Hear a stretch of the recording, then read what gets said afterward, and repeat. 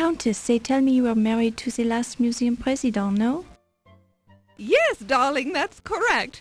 Sterling Waldorf Carlton was such a charming man, and so wealthy. My heart is just an empty void without him. Yes, Sterling was such a nice man. It's too bad that he's worm food now. Ew! I prefer to think that Sterling is still with me in spirit. Oh, I'm sure his body is crawling with maggots by now. But if his spirit is with you, let me know because I'd love to see it. It is hard to lose a loved one, no? I understand you were only married this short time, Countess. Yes, I had only 2 short but charming months of married life with Sterling before he died. And how long had you known this man before you were married?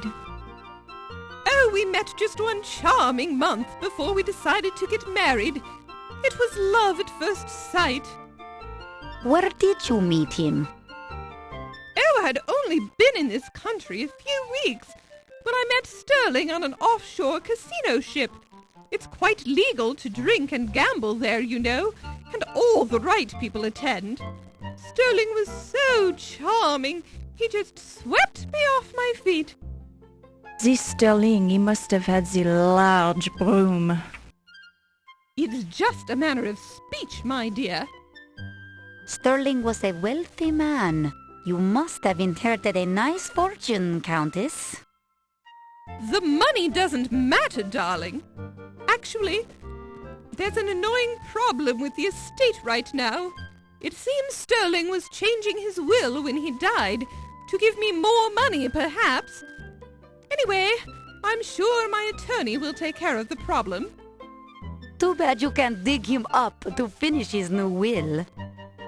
Yes, quite.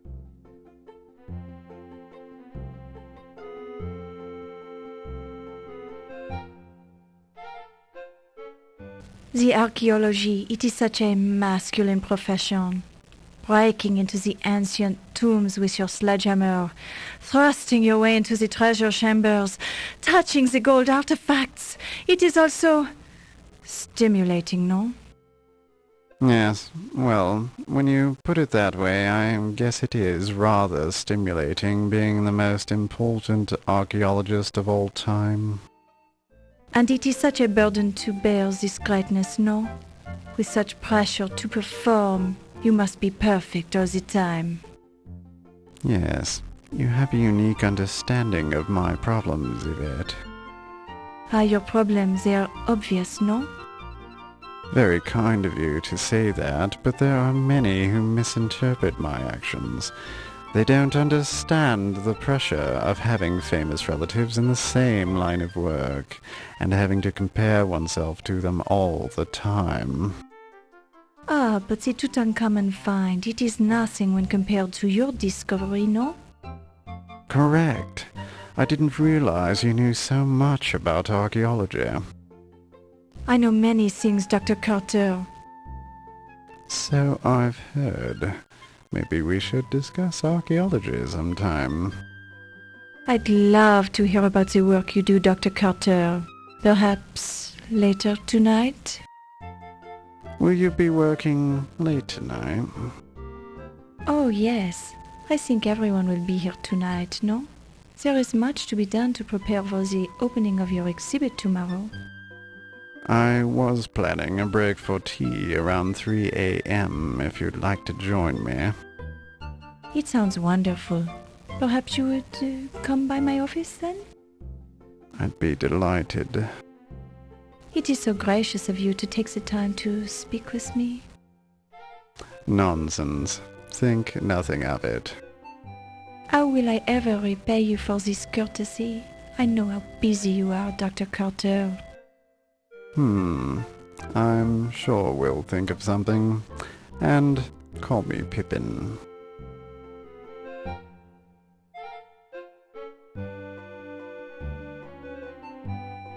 I told you to stop bothering me, you camel driver. Dr. Carter, I will stop bothering you when the Dagger is safely back in Cairo. I don't know if you've noticed, but the bloody dagger has been stolen from the bloody museum, you great twit. I see no reason to exchange epithets with you, Dr. Carter. I am aware of the burglary. I am also aware that no evidence was left behind, and the dagger case was not armed. In fact, I think you removed the dagger from the exhibit. Me? Me?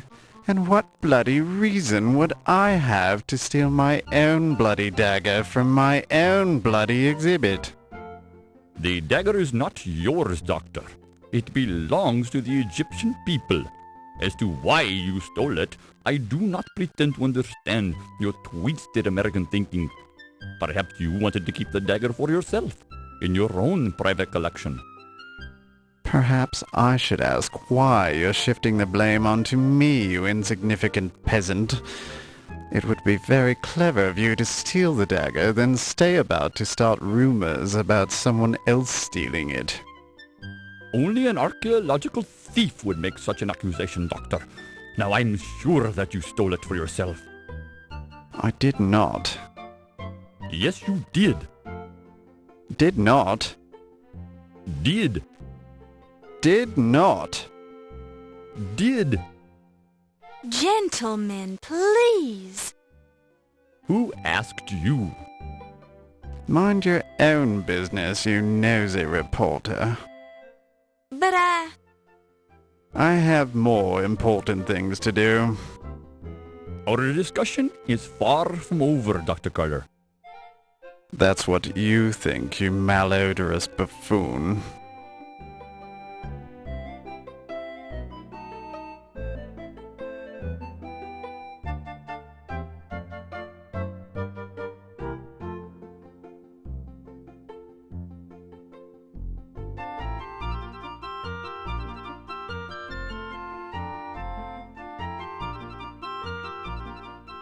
you are interested in the great art, no? Then you should come with me this evening.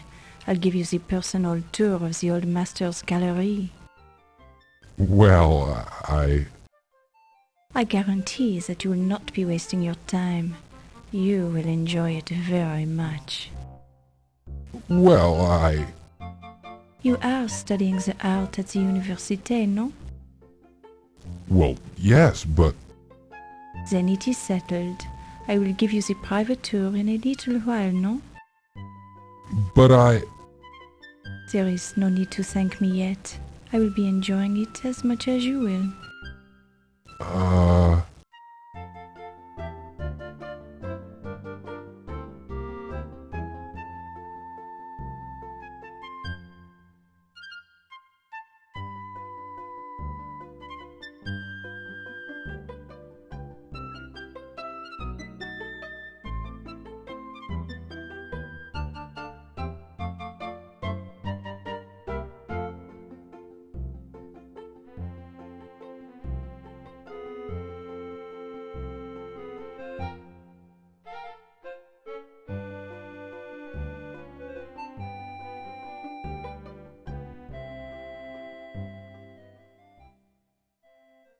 This is a mastodon, one of the early mammals.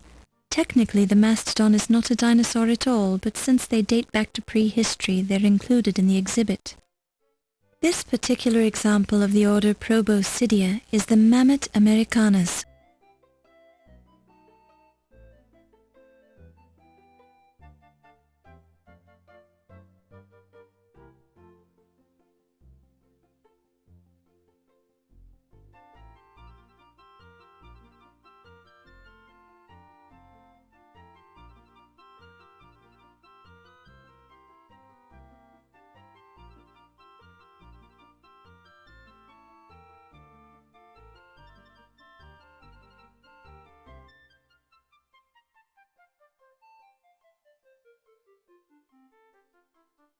It's a Tyrannosaurus rex. His name is Rex. Isn't that clever?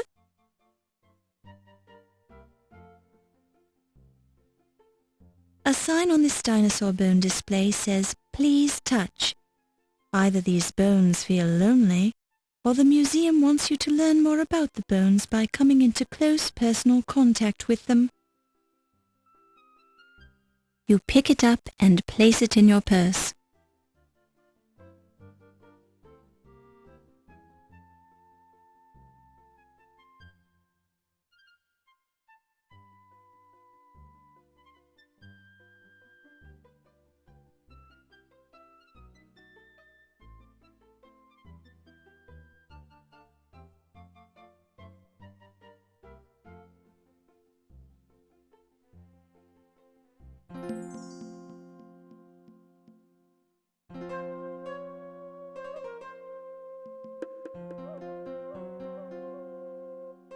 It looks remarkably like a glass case in the shape of a pyramid.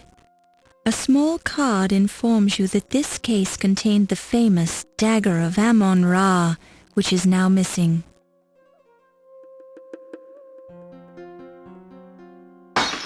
Oops! Congratulations! You've cracked the case of the Dagger of Amon Ra.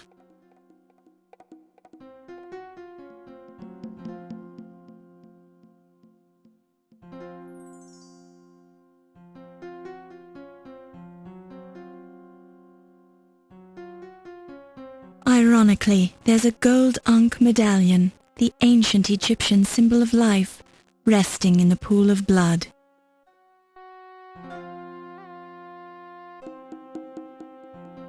The card identifies the slab of black basalt as the Rosetta Stone.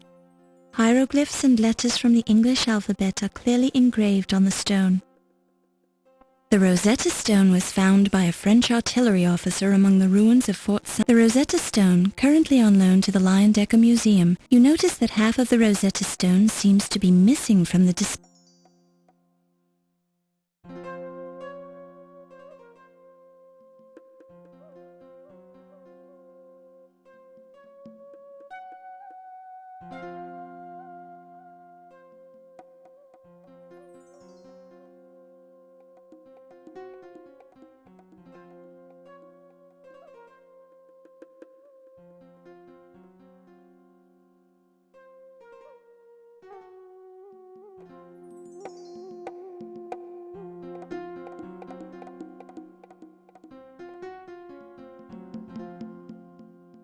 A close look reveals the initials PS inscribed in the back of the bloody Ankh.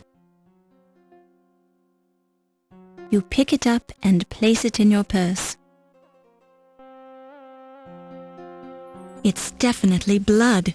Most of it is still liquid, but some of it is already starting to dry.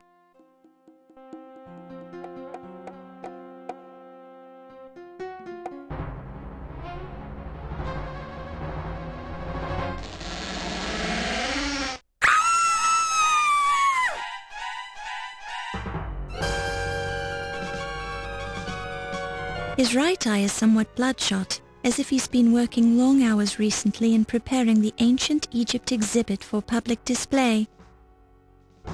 Although there are a couple of breadcrumbs caught in his mustache, they don't seem to be significant as evidence, particularly since you saw him eating bread at the party. There are no signs of scratches or bruises on his flesh. This could mean that the murderer, assuming this wasn't a suicide, knew Dr. Carter well enough to get close and stab him without arousing any suspicion. Or it could just mean that Dr. Carter was completely taken by surprise when someone assaulted him from the shadows.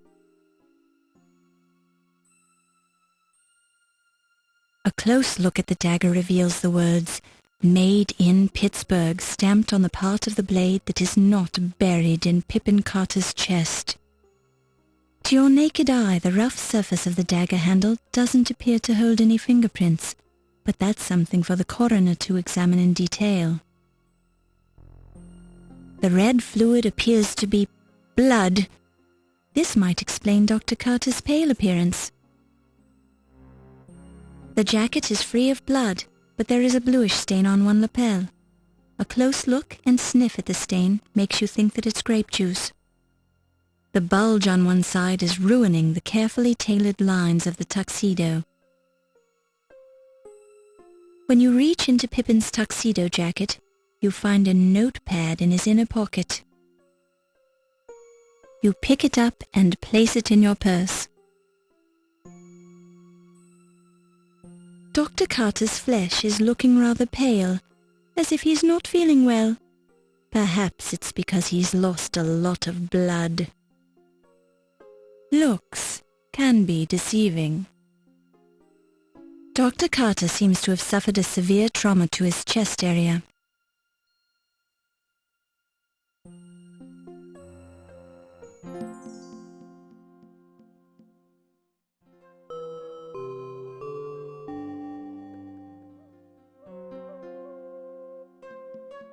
You scream like a banshee, lass. Did you kill the man then? No, I just walked in here and found him. I suppose that would explain your screaming then. Did you see the murderer? No. All right, I'll talk to you later after you've had a chance to calm down. Just don't try to leave the building.